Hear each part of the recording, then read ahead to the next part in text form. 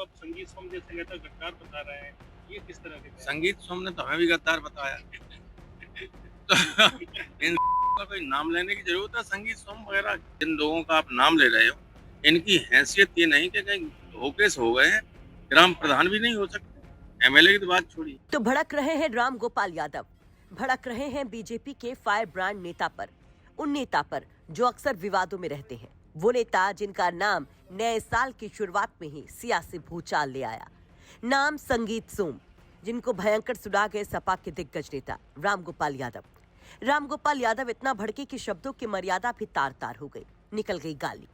राम गोपाल यही नहीं थमे, संगीत सोम की राजनीतिक हैसियत तक बता डाली। राम गोपाल यादव का पूरा बयान कतई बवाली है। इटावा में जो कुछ राम गोपाल बोले, एक एक शब्द आपको सुनवाएंगे, लेकिन पहले ये जान लीजिए कि ये वही संगीत सोम हैं जिनका पहले भी राम गोपाल यादव से कई बार पंगा हो चुका है। तब भी शब्दों की मर्यादा लांघी गई थी।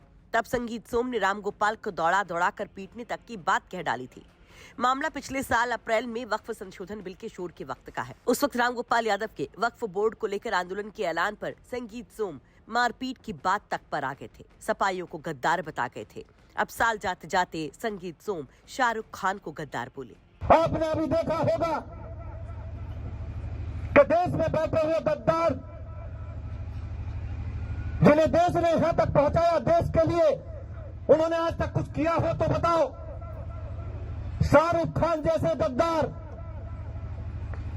आज वहां के रहमान जैसे क्रिकेटरों को 9.5 करोड़ में खरीदने का काम कर रहे हैं। मैं बताना चाहता हूं कि पाकिस्तान खेलने नहीं आ सकता तो बांग्लादेश का खिलाड़ी भारत में कैसे खेलने आ सकता है, मैं पूछना चाहता हूं। तो भड़क उठे राम गोपाल यादव, एक और बता डाली खेल की भावना, तो ढंग से संगीत सोम को भी तोड़ डाला। हाँ, इस दौरान कुछ ऐसा भी बोले कि विवाद और बढ़ना तय है। तो आप संगीत सोम जैसे नेता गद्दार बता रहे हैं, ये किस तरह के बयान? संगीत सोम ने तो हमें भी गद्दार बताया।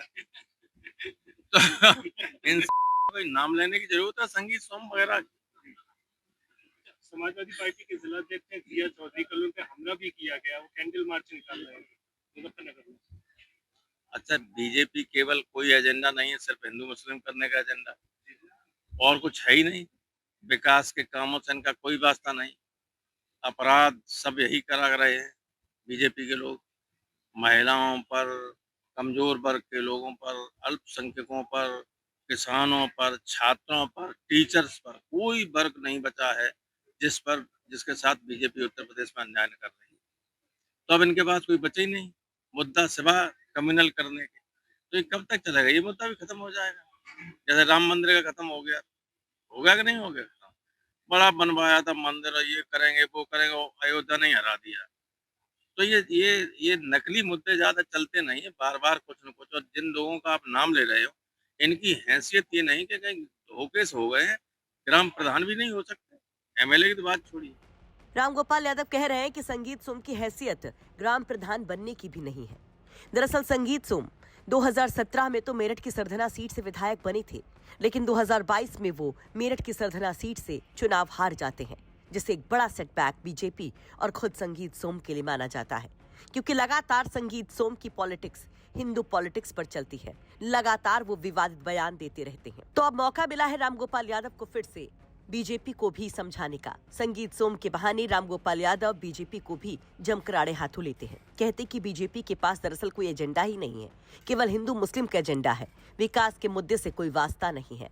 और आगे बहुत कुछ कहते हैं। साथ में ये भी दावा करते कि जिस तरह से राम मंदिर का मुद्दा नहीं चला, वैसे सारे मुद्दे ये खत्म होंगे, मुद्दा रह जाएगा रोजगार का, विकास का। वैसे आप इस पर क्या कहेंगे? कमेंट बॉक्स में अपनी राय जरूर रखिए। इटावा से अमित तिवारी की रिपोर्ट, यूपी तक।